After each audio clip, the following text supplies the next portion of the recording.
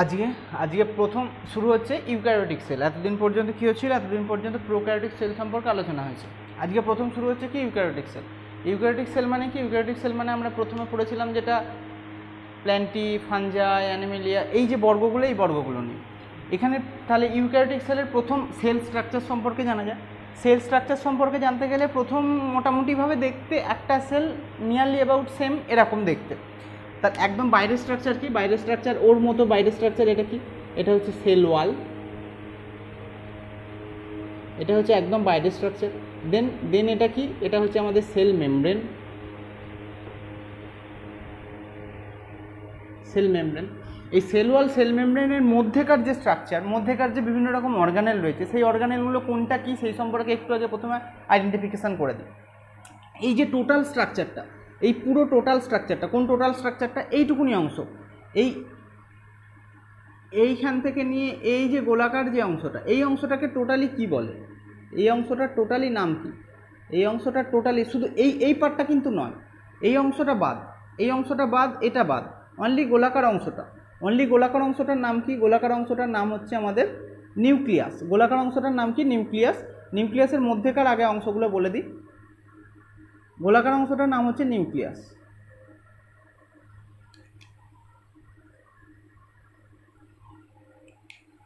এই অংশটা কি? পুরোটা টোটালটাকে কি বলা হয়? টোটালটাকে বলা হচ্ছে নিউক্লিয়াস।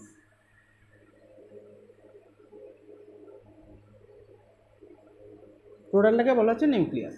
এর ভিতরে নিউক্লিয়াসের মধ্যেই যে অংশটা, এই অংশটা কি? যেটা পেঁচানোর মতো অংশ, এই অংশটা, এটাই হচ্ছে আসল জিনিস, যেটা প্রত্যেকটা সেলের মধ্যে সেলের আইডেন্টিফিকেশান, সেলের ক্যারেক্টার, এটাকে আইডেন্টিফাই করে। এটা কি? এটার একটা স্পেশাল, এটার নাম কি? এটার নাম হচ্ছে আমাদের ক্রোমাটিন। কি বলা হয় এটাকে? ক্রোমাটিন।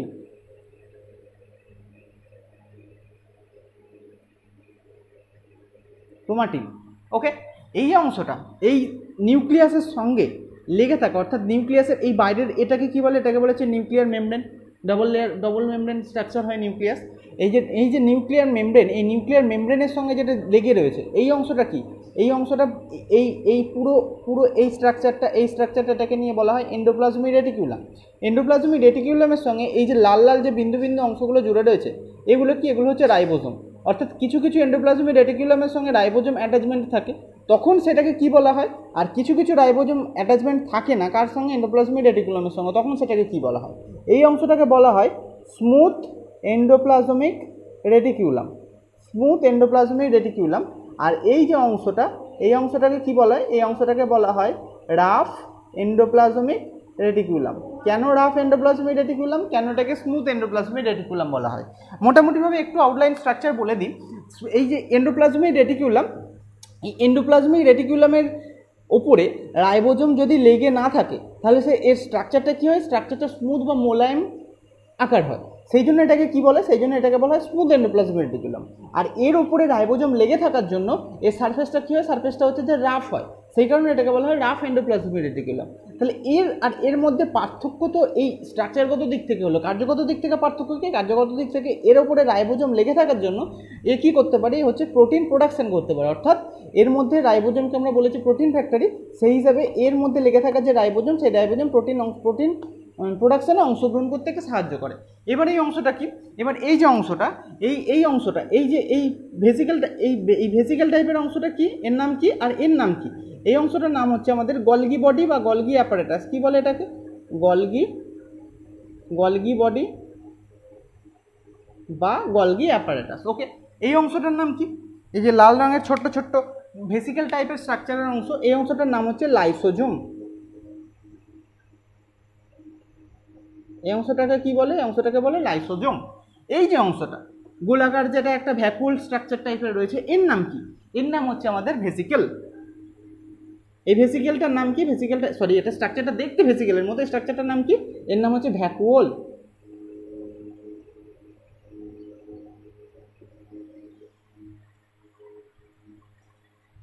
এবার এই যে ছোট্ট ছোট্ট যে স্ট্রাকচারগুলো, এইগুলোর নাম কি? এটাকে দেখতে অনেকটা কিসের মতো? জুতো সোলের মতো দেখতে।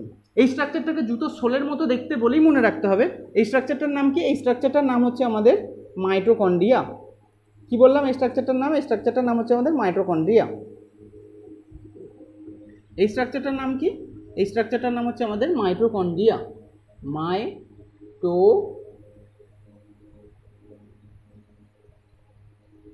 মাইটোকন্ড্রিয়া।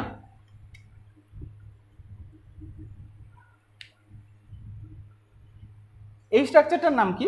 এর নাম কি? এর নাম হচ্ছে প্লাস্টিড। প্লাস্টিড, এবং এটা স্পেসিফিকভাবে একটা নির্দিষ্ট প্লাস্টিড, নট এটা কিসে হেল্প করছে? আমাদের সালোক সংশ্লেষে হেল্প করছে। সেই জন্য এই প্লাস্টিডটার নাম কি? এই প্লাস্টিডটার নাম হচ্ছে আমাদের ক্লোরোপ্লাস্টিড। তাহলে এটা কি? এটা হচ্ছে একটা প্লাস্টিড যেটা মেনলি প্ল্যান্ট সেলের মধ্যে দেখতে পাওয়া যায়, অ্যানিমাল সেলের মধ্যে দেখতে পাওয়া যায় না। এটাকে কি? এটা বললাম এটা কি? এই স্ট্রাকচারটার নাম কি? স্ট্রাকচারটার নাম হচ্ছে প্লাস্টিড। প্লাস্টিড কি প্লাস্টিড? Chloroplastid, CHLORO, chloroplastid. ওকে, এই অংশটার স্ট্রাকচারটার নাম কি? এই স্ট্রাকচারটার নাম, এই স্ট্রাকচারগুলোর নাম কি? স্ট্রাকচারগুলোর নাম হচ্ছে পেরক্সিজম।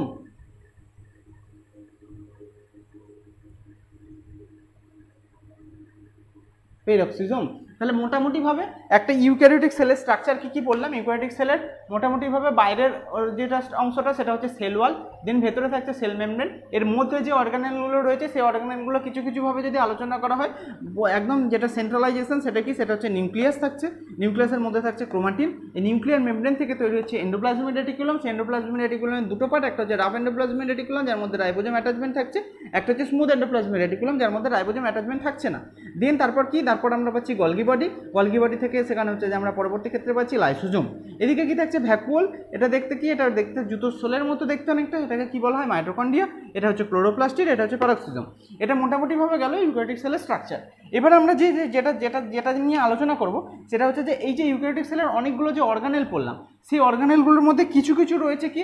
মেমব্রেন রয়েছে। কারো কারো ক্ষেত্রে মেমব্রেন আর কি পাওয়া যায়, কারো কারো ক্ষেত্রে মেমব্রেন পাওয়া যায় না, অর্থাৎ মেমব্রেন লেস স্ট্রাকচার আছে। কিছু কিছু ক্ষেত্রে মেমব্রেন বাউন্ড স্ট্রাকচার রয়েছে। এবার এই মেমব্রেন বাউন্ড স্ট্রাকচারের মধ্যে আবার দুটো রয়েছে, মানে কেউ কেউ একটা মেমব্রেন নিয়ে গঠিত, কেউ কেউ কারো কারো ক্ষেত্রে মেমব্রেন থাকেই না। তাহলে এটাকে তিনটে ভাগে ভাগ করা হচ্ছে। কি কি তিনটে ভাগ? একটা হচ্ছে তোমার মেমব্রেন লেস স্ট্রাকচার। তাহলে প্রথম আমরা যে উদাহরণগুলো পড়বো সেগুলো হচ্ছে কি? Without membrane. এটা হচ্ছে উইথ আউট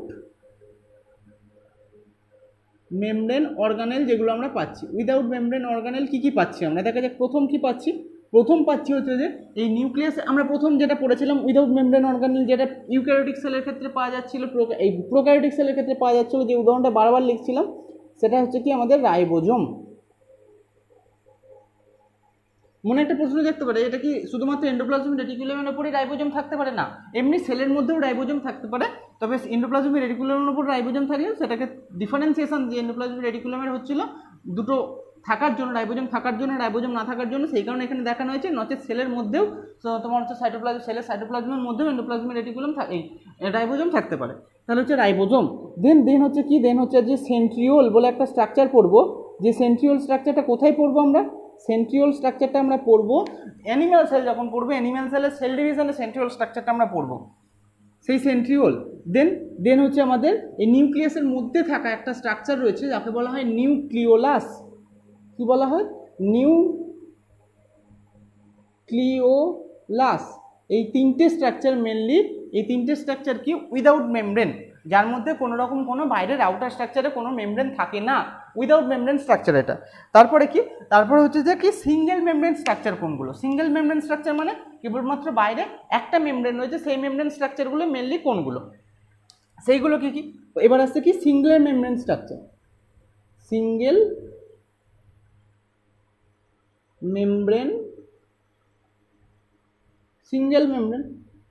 মেমব্রেন স্ট্রাকচার কোনগুলো? একদম প্রথমে কি আসছে? প্রথমে দেখা যায় সিঙ্গেল মেমব্রেন স্ট্রাকচারের মধ্যে আমরা এই যে এন্ডোপ্লাজমিক রেটিকুলাম, অর্থাৎ হচ্ছে যে rough endoplasmic reticulum, rough endoplasmic reticulum এটা হতে পারে, স্মুথ এন্ডোপ্লাজমিক রেটিকুলাম এটা হতে পারে। ওকে, তারপরে এই যে গলগি বডি পেয়েছি আমরা, গলগি বডি হবে, গলগি বডি। দেন হচ্ছে আমরা যে লাইসোজোম পেয়েছি, লাইসোজোম হবে।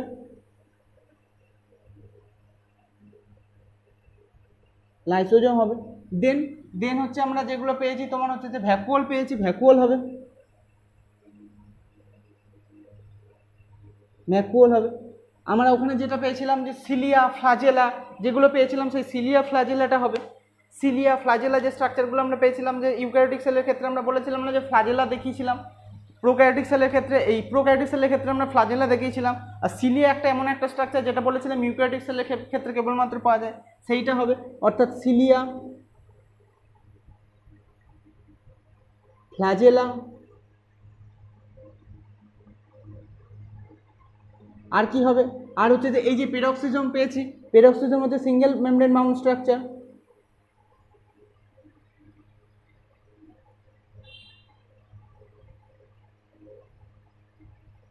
ওকে, এবার হচ্ছে কি, এটা হচ্ছে যে মোটামুটিভাবে এইগুলো হচ্ছে সিঙ্গেল মেমব্রেন বাউন্ড স্ট্রাকচার হলো।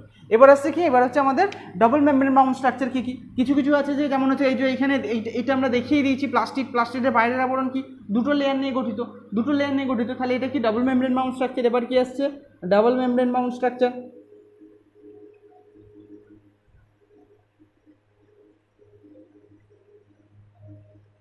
ডাবল মেমব্রেন বাউন্ড প্রথম কি আছে, প্রথম হচ্ছে আমাদের এই যে নিউক্লিয়াস ডাবল মেমব্রেন, এই একটা মেমব্রেন আউটার ইনার মেমব্রেন, এটা আউটার মেমব্রেন। তাহলে প্রথম কি আসছে আমাদের, প্রথম আসছে নিউক্লিয়াস, এর ছবির মধ্যেই তিনটে স্ট্রাকচার আছে।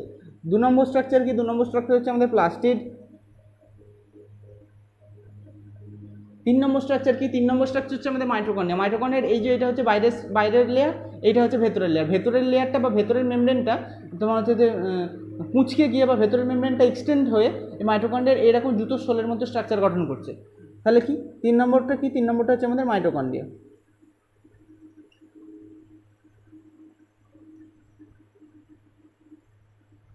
3 নম্বর কি হচ্ছে আমাদের মাইটোকন্ড্রিয়া, এটা হচ্ছে ডবল মেমব্রেন স্ট্রাকচারের মধ্যে পড়লো। এবার যে জিনিসটা আলোচনা করতে হবে সেটা হচ্ছে যে এই যে প্রোক্যারিওটিক সেল থেকে আমরা ইউক্যারিওটিক সেলে তো উত্তীর্ণ হয়ে গেলাম, প্রোক্যারিওটিক সেল থেকে ইউক্যারিওটিক সেলের স্ট্রাকচার আমরা বলে দিলাম, এই স্ট্রাকচারের মধ্যে কোন কোনগুলোর ক্ষেত্রে মোটামুটিভাবে মেমব্রেন নেই সেটাও বলে দিলাম, কার ক্ষেত্রে সিঙ্গেল মেমব্রেন আছে সেটা বলে দিলাম, কার ক্ষেত্রে ডবল মেমব্রেন আছে সেটা বলে দিলাম। এবার আমাদেরকে মেনলি যে দুটো নিয়ে আলোচনা করতে হবে, আমরা প্ল্যান্ট সেল অর্থাৎ হচ্ছে উদ্ভিদ জগৎ এবং অ্যানিম্যাল সেল অর্থাৎ হচ্ছে প্রাণী জগৎ, এই সম্পর্কে পরবর্তী ক্ষেত্রে আলোচনা করব। কিন্তু আমাদের ক্ষেত্রে একটা জিনিস আইডেন্টিফিকেশন করতে হবে, এই যে বললাম যেখানে প্লাস্টিড আমরা ইউক্যারিওটিক সেলের মধ্যে আনলাম ঠিকই, কিন্তু এই প্লাস্টিড কোথায় থাকে, প্লাস্টিড থাকতে হচ্ছে আমাদের প্ল্যান্ট সেলের মধ্যে থাকে। এই যে এখানে আমরা যে বললাম হচ্ছে যে আমাদের কোথায় সেন্ট্রিওল, এই যে সেন্ট্রিওল কোথায় দেখতে পাই, যে সেন্ট্রিওল আমরা বললাম অ্যানিম্যাল সেলে দেখতে পাই, যে প্ল্যান্ট সেলে থাকে না, যেটা সেন্ট্রিওল অ্যানিম্যাল সেলের সেল ডিভিশনের ক্ষেত্রে হেল্প করছে। তাহলে এই যে অ্যানিম্যাল সেল এবং প্ল্যান্ট সেল, এই অ্যানিম্যাল সেল প্ল্যান্ট সেলের মধ্যে আমাদেরকে ডিভিশন করতে হবে কোন কোন জিনিসগুলো মোটামুটিভাবে অ্যানিম্যাল সেলে পাওয়া যায়, কোন কোন জিনিসগুলো প্ল্যান্ট সেলে পাওয়া যায় সেইগুলো। ঠিক আছে, এদিকে লিখছি কি, এদিকে লিখছি আমরা মোটামুটিভাবে প্ল্যান্ট সেল, এদিকে লিখছি প্ল্যান্ট সেল, আর এখানে লিখছি কি আমরা, এখানে লিখছি আমরা অ্যানিম্যাল সেল। আর এখানে কি লিখবো আমরা, এখানে লিখবো আমরা স্ট্রাকচারগুলো লিখবো, কি কি স্ট্রাকচার সম্পর্কে আমরা বলছি।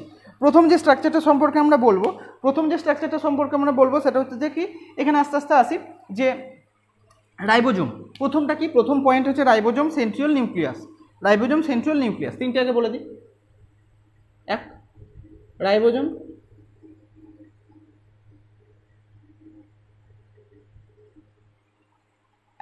এক কাজ করা যাক না, ঠিক আছে, রাইবোজোম এর মধ্যেও থাকে, ঠিক আছে। সেন্ট্রিওল 2 নম্বর কি, 2 নম্বর হচ্ছে সেন্ট্রিওল,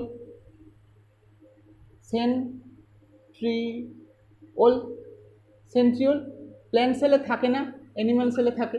ওকে, তারপরে কি নিউক্লিয়াস, তো নিউক্লিয়াস থাকলে নিউক্লিয়াসও থাকবে, নিউক্লিয়াস দুটোর মধ্যেই থাকে, অসুবিধা নেই।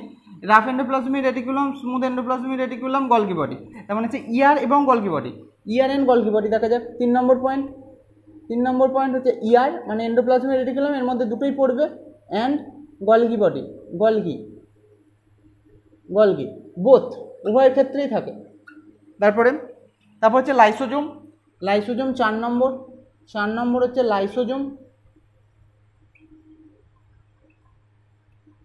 লাইসোজোম উভয়ের ক্ষেত্রে থাকে, এর ক্ষেত্রেও থাকে, তবে এর ক্ষেত্রে এর একটা স্পেশাল নাম আছে, সেটা হচ্ছে স্ফেরোজোম, SPHEROSOME,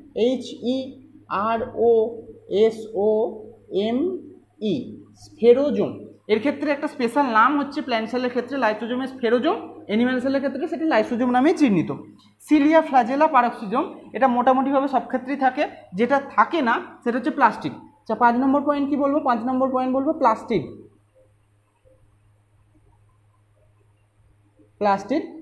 হচ্ছে প্ল্যান্ট সেলে থাকে, অ্যানিম্যাল সেলে থাকে না। প্লাস্টিড প্ল্যান্ট সেলে থাকছে, অ্যানিম্যাল সেলে থাকছে না। নিউক্লিয়াস থাকছে, অসুবিধা নেই। ফ্ল্যাজেলা বোথ উভয়ের ক্ষেত্রেই ফ্ল্যাজেলা থাকছে। এখানে থাকছে যে ভ্যাকুয়াল কোথায় থাকছে? এই যে ভ্যাকুয়াল স্ট্রাকচারটা যেটা আমরা হচ্ছে ভ্যাকুয়াল, এই যে পড়েছি ভ্যাকুয়াল কোথায় দেখতে পাওয়া যায় এবং কোথায় দেখতে পাওয়া যায় না। এবার কি 6 নম্বর স্ট্রাকচার কি? 6 নম্বর স্ট্রাকচার হচ্ছে যে ভ্যাকুয়াল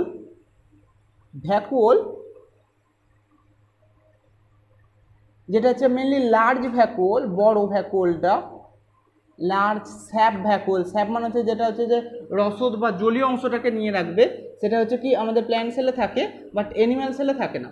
ওকে, সিলিয়া ফ্ল্যাজেলা বোথের ক্ষেত্রে উভয়ের ক্ষেত্রে ফ্ল্যাজেলা থাকে। ফ্ল্যাজেলাটা লিখে দাও।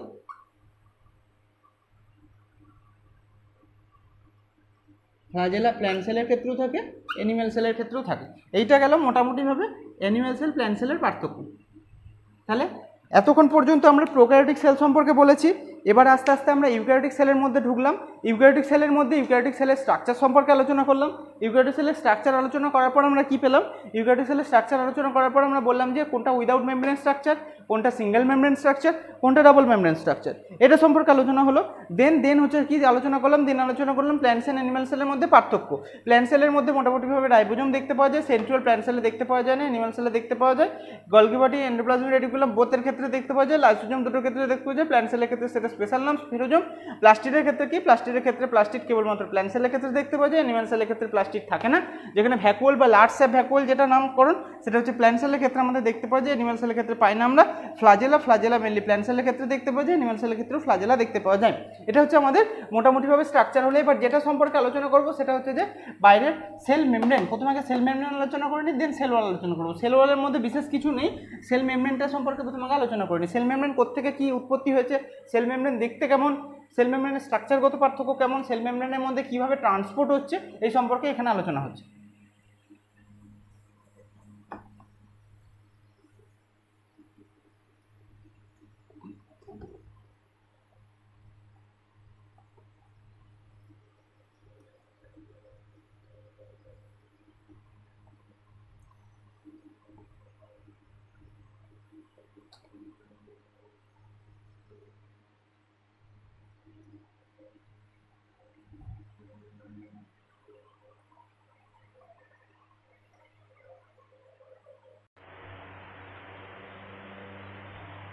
এবার আমরা কি আলোচনা করব? বললাম সেল মেমব্রেন সম্পর্কে আলোচনা করব। সেল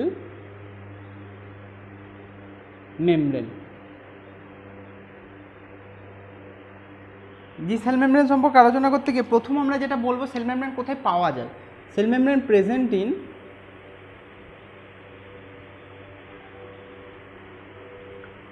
অল লিভিং সেল, সমস্ত লিভিং সেলে। সমস্ত লিভিং সেল মানে অল লিভিং সেল। সমস্ত লিভিং সেল মানে হচ্ছে আমরা ব্যাকটেরিয়াতে পাবো, আমরা আর্কি ব্যাকটেরিয়াতে পাবো, আমরা প্ল্যান্ট সেলে পাবো, অ্যানিম্যাল সেলে তো পাবোই, ফানজাইতেও পাবো, এমনকি মাইক্রোপ্লাজমাতে পাবো, যে মাইক্রোপ্লাজমার মধ্যে সেল ওয়াল অ্যাবসেন্ট ছিল বাট সেল মেমব্রেন কিন্তু সেখানে প্রেজেন্ট থাকবে। এটা হলো মোটামুটিভাবে অল লিভিং সেল, সমস্ত লিভিং সেলের মধ্যে এটা পাওয়া যাবে। দেন অ্যাবসেন্ট কোথায় থাকবে? Absent in dead cell. Dead cell মানে যে সেলগুলো মৃত, সেই সেলের মধ্যে থাকবে। সেই সেলগুলো কী কী? Dead cell. ডেড সেলগুলো কী কী? ডেড সেলগুলো হচ্ছে আমাদের ট্র্যাকিড, এক্সাম্পল হিসেবে TRACHAID, ট্র্যাকিড, ফাইবার, এইগুলোতে আমরা মোটামুটিভাবে CHEID, ট্র্যাকিড, ফাইবার, এইগুলোতে মোটামুটিভাবে আমরা অ্যানিম্যাল সেলের মধ্যে, এই ডেড সেলের মধ্যে আমরা সেল মেমব্রেন অ্যাবসেন্ট পাবো। এবার একটা জিনিস, যে সেল মেমব্রেন তো খুব সেলই তো খুব ছোটো স্ট্রাকচার, তাহলে সেল মেমব্রেনটাকে দেখতে গেলে সেলের বাইরের স্ট্রাকচার হচ্ছে সেল মেমব্রেন, সেটা তো আরও ছোটো হবে। তাহলে সেই সেল মেমব্রেনটাকে আমরা দেখতে পেলাম কখন? সেল মেমব্রেনের ভেতরের স্ট্রাকচার অ্যানালাইসিস করতে পারলাম কখন? সেল মেমব্রেন কেমনভাবে গঠিত অ্যানালাইসিস করতে পারলাম কখন? সেটা অ্যানালাইসিস করতে পারলাম 1950 সালে, যখন ইলেকট্রন মাইক্রোস্কোপ আবিষ্কৃত হলো। তারপরে আফটার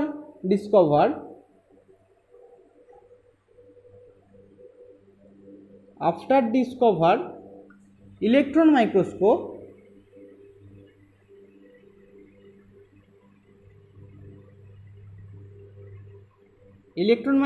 আবিষ্কারের পরে কত খ্রিস্টাব্দে?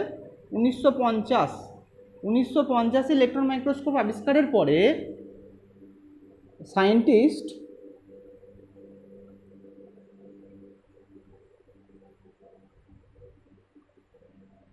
বিজ্ঞানীরা কি পেলেন, অ্যানালাইসিস করতে পারলেন। Scientist after discover electron microscope ডিসকভারের পরে সায়েন্টিস্ট ডিসকভার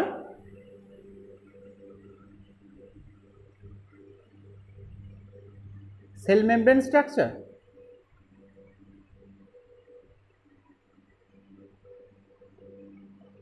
সেল মেমব্রেনের স্ট্রাকচার সম্পর্কে সায়েন্টিস্টরা ডিসকভার করলেন। কবে সেটা?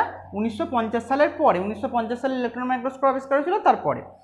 তারপর কি এবার হচ্ছে এই যে সেল মেমব্রেনের যে স্ট্রাকচারটা, সেল মেমব্রেনের স্ট্রাকচার আবিষ্কার করতে গিয়ে তারা প্রথম কি ব্যবহার করলেন, কাকে ব্যবহার করলেন? তারা প্রথম ইউজ করেছিলেন আরবিসিকেই ব্যবহার করেছিলেন। আরবিসি অর্থাৎ রেড ব্লাড কর্পাসেল। এই রেড ব্লাড কর্পাসেলকে তারা ব্যবহার করেছিলেন। যা সাইজ কত? সাইজ আমরা পেয়েছিলাম কত? সাইজ আমরা পেয়েছিলাম 7 মাইক্রোমিটার। 7 মাইক্রোমিটার যে সাইজ। কেন তারা আরবিসিকেই ব্যবহার করলেন? আরবিসিকে ব্যবহার করার পিছনে কেন, হোয়াই, কারণ কি? কেন আরবিসিকে ব্যবহার করলেন? আরবিসি ছাড়া অন্য কোনো অর্গানেল কি ছিল না? আরবিসিকে কেন তারা ব্যবহার করলেন? হোয়াই, কেন? কারণ কতগুলো কারণ কি রয়েছে। কারণ হচ্ছে যে আরবিসির মধ্যে কিন্তু না আছে মাইটোকন্ড্রিয়া অ্যাবসেন্ট।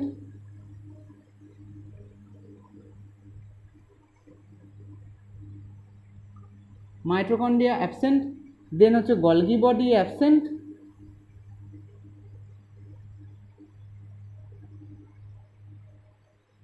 ইআর অ্যাবসেন্ট অর্থাৎ এন্ডোপ্লাজমিক রেটিকুলাম অ্যাবসেন্ট।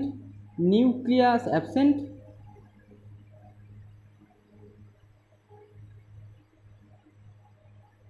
এত কিছু absent. Mitochondria absent, Golgi body absent, endoplasmic reticulum absent, nucleus absent. তার মানে মোরাললেসভাবে এর ভিতরে কোনোভাবে কোনো অর্গানেলই নেই। সেই সেলটার মধ্যে, আরবিসি সেলের মধ্যে তেমনভাবে কোনো অর্গানেলই নেই। এবার অর্গানেল না থাকার ফলে তাদের সুবিধা কী হলো? তাদের সুবিধা হলো একটাই, তারা এই আরবিসিটাকে রাপচার করলেন বা আরবিসি সেলটাকে তারা ভাঙলেন। আরবিসি সেলটাকে তারা ভেঙে কি করলেন? এই আরবিসি সেলটাকে ভাঙার পরে এইখান থেকে তারা কি পেলেন? এখান থেকে তারা যে সেল মেমব্রেনটা পেলেন, এই যে সেল মেমব্রেন, তারা যে সেল মেমব্রেনটা পেলেন, এটা থেকে তারা কনফার্ম যে এই সেল মেমব্রেনটা কিন্তু আরবিসিরই সেল মেমব্রেন, আরবিসির ভেতরে থাকা কোনো অর্গানেলের সেল মেমব্রেন নয়। কারণ এর মধ্যে ম্যাক্সিমাম ক্ষেত্রে অর্গানেল অ্যাবসেন্ট ছিল। অ্যাবসেন্ট থাকলে অবভিয়াসলি সেই সেল মেমব্রেনটা, তো যে সেল মেমব্রেনটা আমরা পাবো সেই সেল মেমব্রেনটা আরবিসিরই সেল মেমব্রেন। এবার এই সেল মেমব্রেনটা অ্যানালাইসিস হলে তারা মেনলি দুটো জিনিস পেলেন। একটা হচ্ছে লিপিড, একটা পেলেন লিপিড, যে লিপিডের পরিমাণটা নিয়ারলি অ্যাবাউট 40%। আর একটা পেলেন তারা প্রোটিন, যে প্রোটিনের পার্সেন্টেজ বা প্রোটিনের কম্পোজিশন হিসেবে পার্সেন্টেজটা মোটামুটিভাবে 52%। মানে 40% হিসেবে তারা লিপিড পেয়েছিলেন, 52% হিসেবে তারা পেয়েছিলেন প্রোটিন। এইখান থেকে তারা সেটাকে বুঝতে পারলেন বা বললেন, একটা তথ্যে উপনীত হলেন যে প্রোটিন এবং লিপিড দ্বারাই এই মানে সেল মেমব্রেনের লেয়ারটা গঠিত। এই সেল মেমব্রেনের স্ট্রাকচার আমরা প্রোক্যারিওটিক সেলে পড়ে দিয়েছিলাম। প্রোক্যারিওটিক সেলে কেমনভাবে এটা ফসফোলিপিডের বাইলেয়ার স্ট্রাকচার গঠন হয়েছে, ঠিক সেম জিনিস এখানেও, সেই সেম স্ট্রাকচার ওখানেও বলেছিলাম। মোটামুটিভাবে মোরাললেস সেল মেমব্রেনের স্ট্রাকচার প্রোক্যারিওটিক এবং ইউক্যারিওটিক সেল বোথ ক্ষেত্রে সেম। এবার হচ্ছে কি, এখানে দুটো জিনিস যেটা বলে দেওয়া যায় যে ওইখানের পয়েন্ট থেকে যে এটা কি দ্বারা গঠিত। Cell membrane mainly composite of, cell membrane কি দ্বারা গঠিত? ফসফোলিপিড বা ফসফোগ্লিসার। ওখান থেকে কী থেকে পেয়েছিলাম আমরা ফসফোলিপিডটা? গ্লিসারলের স্ট্রাকচার। অর্থাৎ এটা mainly cell membrane is made up of, cell membrane is made up of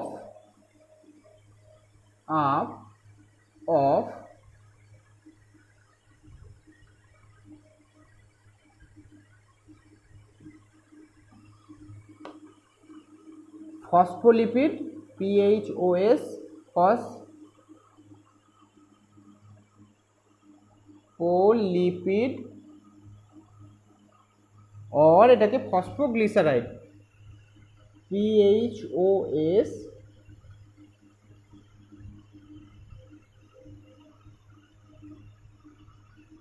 ফসফোগ্লিসারাইডের কি বাইলেয়ার, ফসফোলিপিড বা ফসফোগ্লিসারাইডের বাইলেয়ার দ্বারা গঠিত। তাহলে কি কি বললাম? এটা ফসফোলিপিড বা ফসফোগ্লিসারাইডের বাইলেয়ার দ্বারা গঠিত।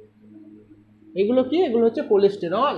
ওকে, তাহলে মোটামুটিভাবে এটা হচ্ছে সেল মেমব্রেনের স্ট্রাকচার, ফসফোলিপিডের বাইলেয়ার। এইটা কি, এটা হচ্ছে চ্যানেল প্রোটিন, যেটা is a one type of intrinsic protein. এই যে ইন্ট্রিনজিক প্রোটিন, এইটা কি, এইগুলো হচ্ছে বাইরে এক্সট্রিনজিক প্রোটিন বা পেরিফেরাল প্রোটিন। আর এই মধ্যবর্তী স্থানে কি রয়েছে, এগুলো মধ্যবর্তী স্থানে রয়েছে কোলেস্টেরল।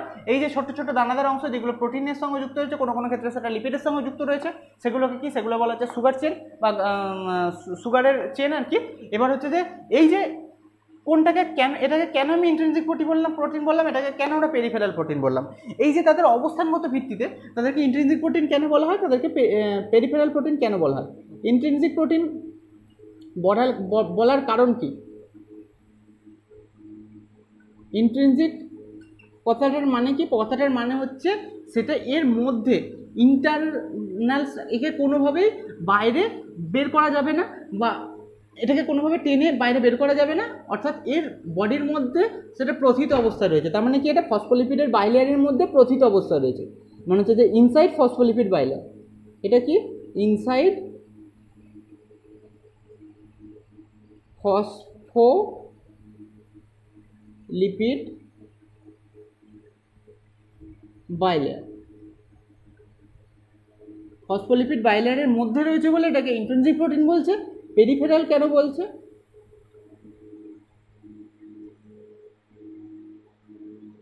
আউটসাইড ফসফোলিপিড বাইলেয়ার, ফসফোলিপিডের বাইলেয়ারের বাইরে রয়েছে অথবা পার্সিয়ালি, মানে পার্সিয়ালি এর মধ্যে ঢুকে রয়েছে, outside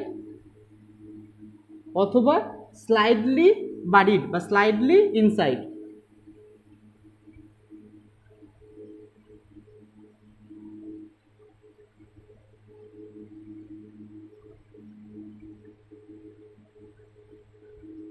slightly inside phospholipid bilayer. এটা কি, এটা হচ্ছে ফুললি ইনসাইড। কি বললাম, এটাকে বলা হবে ফুললি ইনসাইড, পুরোপুরিভাবে ভেতরে ঢুকে রয়েছে। ওকে, পুরোপুরিভাবে ভেতরে ঢুকে রয়েছে বলে এটাকে বলা হচ্ছে ইন্ট্রিনজিক। এটা হচ্ছে যে পেরিফেরাল, আউটসাইড বাইরে রয়েছে, অথবা স্লাইডলি ইনসাইড কিছুটা ভেতরে ঢুকে থাকতে পারে, সেই জন্য সেটাকে বলা হচ্ছে পেরিফেরাল প্রোটিন। এবার একটা জিনিস এখানে মনে হতে পারে, এই যে সুগার চেনটা বললাম, সুগার চেনটা কোনো কোনো ক্ষেত্রে প্রোটিনের সঙ্গে যুক্ত রয়েছে, কোনো কোনো ক্ষেত্রে সেটা লিপিডের সঙ্গে যুক্ত রয়েছে। তাহলে সেগুলোর কি কোনো স্পেশাল নাম রয়েছে? যদি প্রোটিনের সঙ্গে যুক্ত থাকে তখন তাকে বলা হয় গ্লাইকোপ্রোটিন। গ্লাইকো কথার অর্থ হচ্ছে গ্লাইকেন, সুগারের চেন, সেখান থেকে আসছে গ্লাইকো, প্রোটিনের সঙ্গে যুক্ত আছে বলে গ্লাইকোপ্রোটিন। যদি সেটা সুগারের চেনটা লিপিডের সঙ্গে যুক্ত থাকে সেখানে তাকে বলা হয় গ্লাইকোলিপিড। গ্লাইকো কথার অর্থ হচ্ছে সুগার, লিপিডের সঙ্গে যুক্ত আছে বলে গ্লাইকোলিপিড। তাহলে দুটো পার্ট, একটা কি বললাম, দুটো জিনিস এখানে, একটা হচ্ছে গ্লাইকোপ্রোটিন, একটা হচ্ছে গ্লাইকোলিপিড।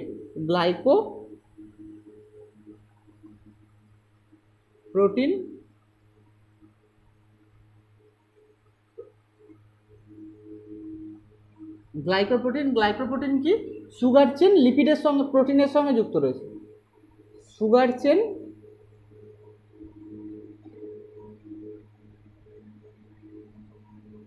অ্যাটাচ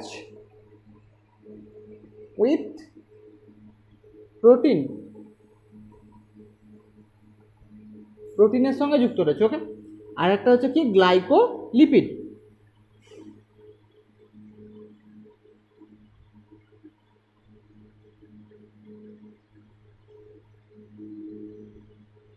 সুগার চেন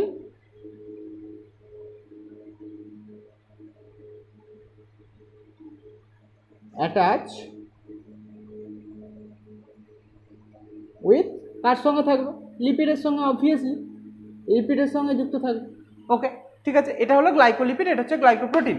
এবার একটা জিনিস আমাদের মাথায় একটুখানি মনে হতে পারে যে আমরা যে এটা মনে না আসাটাই স্বাভাবিক, যে আমরা যে অ্যান্টিজেন অ্যান্টিবডি যে রিয়াকশানটা পড়ি, সেখানে অ্যান্টিজেনটা কি, মানে অ্যান্টিজেনটা কে অ্যান্টিজেন রূপে কাজ করে। এই যে গ্লাইকোপ্রোটিন, এই এটা একটা শর্ট নোট বা ছোট তথ্য রূপে মনে রাখা ভালো, যেটা হচ্ছে গ্লাইকোপ্রোটিন কিন্তু আমাদের ওখানে হচ্ছে অ্যান্টিজেন রূপে কাজ করছে, মানে অ্যান্টিজেনের যে পার্টটা হেল্প করছে সেটা হচ্ছে যে গ্লাইকোপ্রোটিনের সুগার পার্টটা।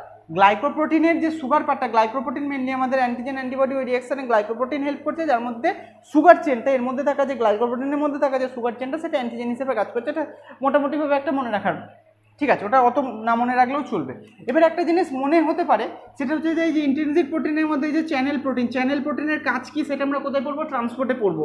পেরিফেরাল প্রোটিনের কাজ এখানে যে ট্রান্সপোর্টের ক্ষেত্রে চ্যানেল প্রোটিন হেল্প করে, এটা আমরা ট্রান্সপোর্টে পড়বো। সুগারের ক্ষেত্রটা আমরা বুঝলাম। এখানে এই যে কোলেস্টেরল, এই কোলেস্টেরলের কাজ কি? কোলেস্টেরলের কাজ মনে হতে পারে যে কোলেস্টেরলের কাজ কি সম্পর্কে একটুখানি বলে নেওয়া যায়। মোটা মানুষ কোনো একটা জায়গায় অ্যাক্সিডেন্ট হলে সেই জায়গায় মোটা মানুষ খুব সহজে আঘাতপ্রাপ্ত হয় না রোগা মানুষ খুব সহজে এফেক্টেড হয়? অবভিয়াসলি যদি আঘাতের পরিমাণটা সেম হয়, আঘাতের পরিমাণটা যদি সেম হয়, মোটা মানুষ কিন্তু আঘাতপ্রাপ্তটা কম হয় তুলনায় রোগা মানুষ আঘাতপ্রাপ্ত কম হয়। কেন? কারণ হচ্ছে রোগা মানুষের তুলনায় মোটা মানুষের মধ্যে কি ফ্যাটের পরিমাণটা বেশি থাকে। ফ্যাট মানে কি? ফ্যাট মানে আর কিছু না, কোলেস্টেরল। অর্থাৎ সেই হিসেবে আমরা মনে রাখতে পারি এই কোলেস্টেরল কি করে? কোলেস্টেরল শক অ্যাবজর্ব করে। কোলেস্টেরল হেল্প করে শক অ্যাবজর্পশনে। তাহলে cholesterol help in shock absorption. Shock absorption মানে কি? ওই যে আঘাতটা যেটা লাগলো সেই আঘাতের থেকে রক্ষা করে। কে রক্ষা করে? মানে আঘাতটাকে কমিয়ে দেয়। কে কমিয়ে দেয়? কোলেস্টেরল। তাহলে কোলেস্টেরল কি করে?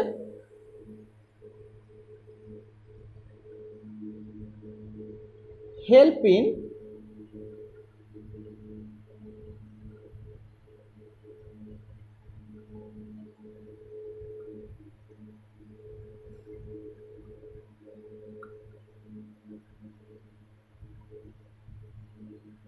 শক অ্যাবজর্পশনে হেল্প করছে। এটা হলো মোটামুটিভাবে সেল মেমব্রেনের স্ট্রাকচার বা সেল মেমব্রেনের অবস্থানগত যা বলতে পারো তাই। তাহলে কী কী মোটামুটিভাবে পড়লাম? সেল মেমব্রেন লিভিং সেলের মধ্যে পাওয়া যায়। অ্যাবসেন্ট কোথায়? ডেড সেলের মধ্যে অ্যাবসেন্ট থাকছে। আফটার ডিসকভার ইলেকট্রন মাইক্রোস্কোপ আবিষ্কার হওয়ার পরে 1950 সালের ইলেকট্রন মাইক্রোস্কোপ আবিষ্কার হওয়ার পরে আমরা কি পাই? আমরা হচ্ছে যে সায়েন্টিস্টরা ডিসকভার করেন কি সেল মেমব্রেনের স্ট্রাকচার। তারা কি প্রথম ব্যবহার করেন? আরবিসিকে ব্যবহার করেন। আরবিসিকে কেন ব্যবহার করেন? কারণ আরবিসির মধ্যে না আছে মাইটোকন্ড্রিয়া, না আছে গলগি বডি, না আছে এন্ডোপ্লাজমিক রেটিকুলাম, না আছে নিউক্লিয়াস। তার মানে এর যে আমরা সেল মেমব্রেনটা পাবো সেই সেল মেমব্রেনটা কেবলমাত্র আরবিসির সেল মেমব্রেন, সেটা আমরা বুঝতে পারলাম। এবার সেখান থেকে আমরা মানে সায়েন্টিস্টরা ব্যাখ্যা করে দেখলেন যে তার মধ্যে লিপিড রয়েছে 40%, প্রোটিন রয়েছে 52%। এবার এই যে সেল মেমব্রেনটা মোটামুটিভাবে স্ট্রাকচার প্রোক্যারিওটিক সেলেও যায়, ইউক্যারিওটিক সেলেও তাই। সেই হিসেবে একটা পয়েন্ট এখানে লিখে দেওয়া হয়েছে, cell membrane is made up of phospholipid বা ফসফোগ্লিসারাইডের বাইলার। ফসফোলিপিড বা ফসফোগ্লিসারাইডের বাইলার নিয়ে গঠিত। এবং এই যে ফসফোলিপিড, যার মধ্যে তোমার হচ্ছে যে হাইড্রোফিলিক পার্ট রয়েছে, হাইড্রোফোবিক পার্ট রয়েছে, সেই কারণে এটা হচ্ছে যে অ্যাম্ফোটেরিক নেচার হলো। ঠিক আছে। এর মোটামুটিভাবে দুরকম প্রোটিন পেয়েছি আমরা, ইন্ট্রিনজিক প্রোটিন পেয়েছি, এক্সট্রিনজিক প্রোটিন বা পেরিফেরাল প্রোটিন পেয়েছি। এছাড়া চ্যানেল প্রোটিন পেয়েছি, যে চ্যানেল প্রোটিন হচ্ছে as a one type of intrinsic protein. সেখানে পেয়েছি আমরা কোলেস্টেরল, সেখানে পেয়েছি আমরা সুগার। এই সুগার বিভিন্ন জায়গায় লেগে থাকতে পারে। যদি সেটা প্রোটিনের সঙ্গে লেগে থাকে তখন তাকে বলা হচ্ছে গ্লাইকোপ্রোটিন, যদি সেটা লিপিডের সঙ্গে লেগে থাকে তখন তাকে বলা হচ্ছে গ্লাইকোলিপিড। আর এই কোলেস্টেরল হচ্ছে শক অ্যাবজর্পশনে আমাদের হেল্প করছে। এবার একটা জিনিস এখানে বলে দিই, যেটা হচ্ছে মোটামুটিভাবে এর আউটার যে স্ট্রাকচারটা আমরা পড়লাম, এখানে কী কী নিয়ে গঠিত, এর মধ্যে থাকা কম্পোনেন্ট। তাহলে কি সেল মেমব্রেনের মধ্যে থাকা যে কম্পোনেন্টগুলো কী কী, একটা লাইনে যদি লিখতে হয় কম্পোনেন্ট, এখানের মধ্যে থাকা যে কম্পোনেন্ট, NENT, কম্পোনেন্টগুলো কী কী? কম্পোনেন্টস, এর মধ্যে থাকা কম্পোনেন্টস কী কী? কম্পোনেন্টস হিসেবে প্রথম আমরা যেটা পাচ্ছি সেটা হচ্ছে এখানে লিপিড হিসেবে কী পাচ্ছি? লিপিড হিসেবে পাচ্ছি আমরা ফসফোলিপিড।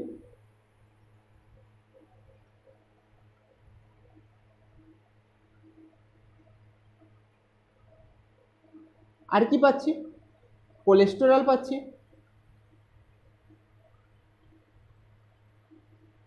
ফসফোলিপিড পাচ্ছি, কোলেস্টেরল পাচ্ছি। আর কি পাচ্ছি এখানে আমরা? যেটা পাচ্ছি প্রোটিন হিসেবে কি পাচ্ছি? প্রোটিন হিসেবে আমরা পাচ্ছি এখানে, দেন হচ্ছে কি সেকেন্ড পয়েন্ট হচ্ছে আমরা প্রোটিন হিসেবে আমরা কি পাচ্ছি?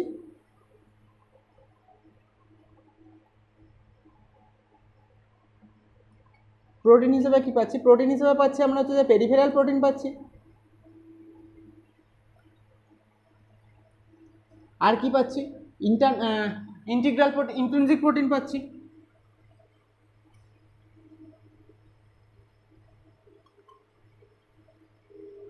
এছাড়া আর কি পাচ্ছি? এছাড়া আমরা পাচ্ছি যে কোলেস্টেরল বলে দিয়েছি, এখানে আমরা কি পেয়েছিলাম? এই যে তোমার গ্লাইকোলিপিড, এই স্ট্রাকচারটা এক্সট্রা স্ট্রাকচার একটা পাচ্ছি, মানে লিপিড এবং প্রোটিনের কম্পোজিশনের মাধ্যমে, মানে সুগার চেনটা লিপিডের সঙ্গে যুক্ত হচ্ছে, প্রোটিনের সঙ্গে যুক্ত হচ্ছে, তার উপর ভিত্তি করে কি পাচ্ছিলাম আমরা? গ্লাইকোপ্রোটিন,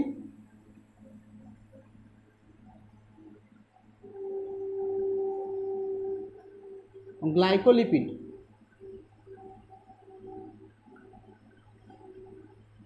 এইগুলো মোটামুটিভাবে এই জিনিসগুলো নিয়ে হচ্ছে এটা গঠিত। পেরিফেরাল প্রোটিন নিয়ে গঠিত, ইন্টিগ্রাল প্রোটিন নিয়ে গঠিত, পেরিফেরাল প্রোটিন নিয়ে গঠিত, ইন্টিগ্রাল প্রোটিন নিয়ে গঠিত, ইন্টিগ্রাল বা ইন্ট্রিনজিক প্রোটিন, এটাকে ইন্টিগ্রাল প্রোটিন বলতে পারো, ইন্ট্রিনজিক প্রোটিন বলতে পারো। এই জিনিসটা নিয়ে গঠিত, গ্লাইকোপ্রোটিন নিয়ে গঠিত, গ্লাইকোলিপিড নিয়ে গঠিত, লিপিড হিসেবে এখানে ফসফোলিপিড, কোলেস্টেরল পাচ্ছি। এটা কি আরেকটা নাম কি বলতে পারি আমরা? ইন্টিগ্রাল প্রোটিন বা ইন্ট্রিনসিক প্রোটিন, এটাকে ইন্টিগ্রাল,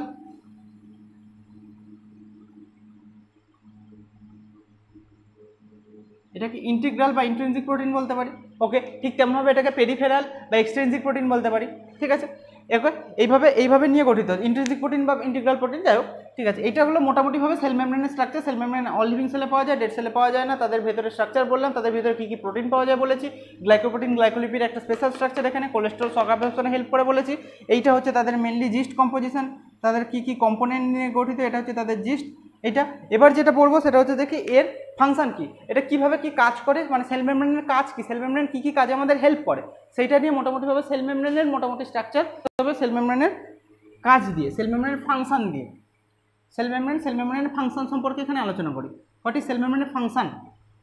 সেল মেমব্রেনের ফাংশনটা কি?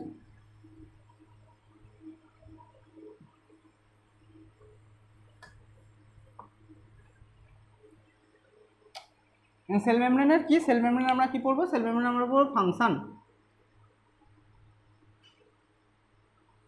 প্রথম ফাংশন কি? প্রথম ফাংশন হচ্ছে যে সেল মেমব্রেন সিক্রেশন করাচ্ছে। সিক্রেশন মানে বিভিন্ন রকম এনজাইমেটিক সিক্রেশন হচ্ছে, সিক্রেশন। ওকে, এবার সেই সিক্রেশনটা কীরকম? সেই সিক্রেশনটা হচ্ছে যে এক্সট্রিনসিক সিক্রেশন হচ্ছে, মানে সেলের বাইরে হচ্ছে।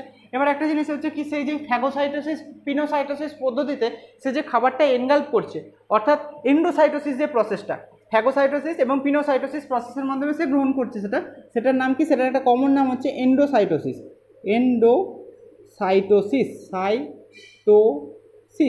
এন্ডোসাইটোসিস। এই যে সিক্রেশনের অপর নাম কি? এক্সোসাইটোসিস। সিক্রেশনের অপর নাম এক্সোসাইটোসিস। এটা হচ্ছে এন্ডোসাইটোসিস। এন্ডোসাইটোসিসের মাধ্যমে সে কী করছে? সলিড পার্টিকেলকেও ভেতরে নিচ্ছে বা লিকুইড পার্টিকেলকেও সে সেলের মধ্যে নিচ্ছে। এই স্ট্রাকচারটা হচ্ছে, তার কমন নাম হচ্ছে এন্ডোসাইটোসিস। দেন হচ্ছে কি, আমাদের সেল গ্রোথ এবং ডেভেলপমেন্টে হেল্প করছে। সেল গ্রোথে কীভাবে হেল্প করছে মনে হতে পারে? কীভাবে সেল গ্রোথে হেল্প করছে দেখা যায়। এই যে একটা ধরো সেল, এই সেলটা যখন গ্রোথ হচ্ছে, সেল গ্রোথ হচ্ছে মানে কি?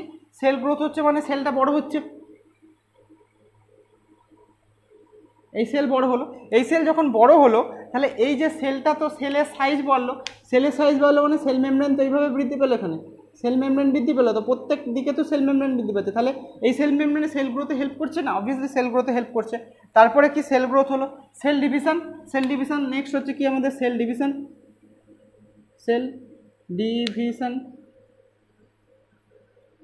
ডিভিশনে কীভাবে হেল্প করছে? সেল ডিভিশনে হেল্প করছে হচ্ছে যে এই যে সেল ডিভিশন। এবার এটা যখন ডিভিশন হচ্ছে কীরকম হচ্ছে?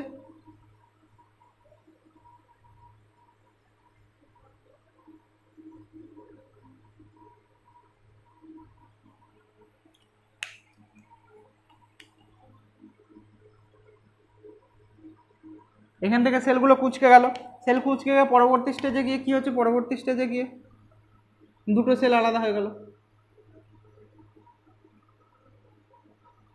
দুটো সেল ডিভাইড হয়ে গেল। এটা হচ্ছে সেল মেমব্রেন সেল ডিভিশনে হেল্প করলে এইভাবে। দেন পয়েন্ট কি আমাদের? দেন পয়েন্ট হচ্ছে আমাদের সেল মেমব্রেনের পরে, এটা সেল ডিভিশনের পরে কী হচ্ছে? সেল গ্রোথ হলো, সেল ডিভিশন হলো, এক্সোসাইটোসিস হলো, আর কিসে হেল্প করছে আমাদের? আর কিসে হেল্প করছে? সেল ডিভিশনে হেল্প করছে, সেল গ্রোথে হেল্প করছে, সিক্রেশনে হেল্প করছে, এন্ডোসাইটোসিসে হেল্প করছে, সেল গ্রোথ হয়ে গেল। আর কি? আর হচ্ছে যে আমাদের যে দুটো সেলের মধ্যেকার যে জাংশন পয়েন্টটা, অর্থাৎ সেল জাংশন বলতে গেলে ইন্টারসেলুলার জাংশন, ইন্টারসেলুলার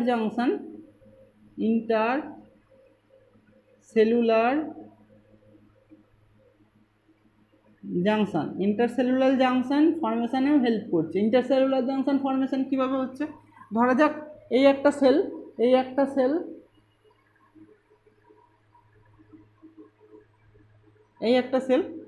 এই সেলের মধ্যে এই একটা সেল, এদিকে একটা সেল, এই যে সেলুলার জাংশন, এইটা হচ্ছে জাংশন, এই যে ইন্টারসেলুলার জাংশন, এটা হচ্ছে C1, এটা হচ্ছে C2। এই যে সেল দুটোর মধ্যে ইন্টারসেলুলার জাংশন, সেই ইন্টারসেলুলার জাংশন ফর্মেশনে কিন্তু আমাদের সেল মেমব্রেন হেল্প করছে। তাহলে সিক্রেশন বিভিন্ন রকম এনজাইমেটিক সিক্রেশন হেল্প করছে। এন্ডোসাইটোসিস হচ্ছে সেখানে সেল পার্টিকেল বা লিকুইড পার্টিকেলকে যখন এনগাল্প করছে, গ্রহণ করছে, সেইটা হচ্ছে এন্ডোসাইটোসিস, সেখানে হেল্প করছে। সেল গ্রোথে হেল্প করছে, সেল গ্রোথ সেল মেমব্রেন কিন্তু ডিভিশনে সেল গ্রোথে হেল্প হচ্ছে। সেল ডিভিশনে যখন সেলটা সেন্ট্রালাইজেশন হচ্ছে তখন সেল মেমব্রেন কিন্তু ভেতর দিকে কুঁচকে যাচ্ছে, তারপরে সেলটা ডিভিশন হচ্ছে। ইন্টারসেলুলার জাংশন ফর্মেশনেও কিন্তু হেল্প করছে। এটা মোটামুটিভাবে গেল সেল মেমব্রেনের আউটার স্ট্রাকচার, সেল মেমব্রেনের ফাংশন, সেল মেমব্রেন কী কী দ্বারা গঠিত, সেল মেমব্রেন ভেতরেকার অংশ, বিভিন্ন রকম অংশ, গ্লাইকোপ্রোটিন এই সম্পর্কে সমস্ত সম্পর্কে আলোচনা করা হলো। এর পরবর্তী পার্ট কী হবে? পরবর্তী পার্ট হচ্ছে সেল মেমব্রেন কীভাবে ট্রান্সপোর্টে হেল্প করছে, অর্থাৎ বিভিন্ন রকম পার্টিকেল রয়েছে যেগুলো তো সেল মেমব্রেনের বাইরে থেকে সেলের ভিতরের দিকে যাচ্ছে, সেটা কীভাবে সেল মেমব্রেনের ট্রান্সপোর্টে হেল্প করছে সেই সম্পর্কে আলোচনা হবে নেক্সট পার্ট।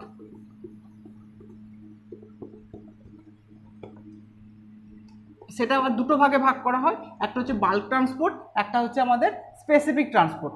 বাল্ক ট্রান্সপোর্টে কি হেল্প করে? বাল্ক ট্রান্সপোর্টে হেল্প করছে মানে বাল্ক ট্রান্সপোর্ট কাদের হচ্ছে? বাল্ক ট্রান্সপোর্ট হচ্ছে এই যে বড় বড় পার্ট, সেটা কোনো লিকুইড ফর্মে হতে পারে, সেটা কোনো বড় ফর্মে হতে পারে। আর স্পেসিফিক ট্রান্সপোর্ট কাদের হচ্ছে? স্পেসিফিক ট্রান্সপোর্ট আমাদের মেনলি হচ্ছে জল, গ্যাস, বিভিন্ন রকম আয়ন, গ্লুকোজ, ফ্রুক্টোজ, এগুলো হচ্ছে আমাদের স্পেসিফিক ট্রান্সপোর্টের মধ্যে পড়বে।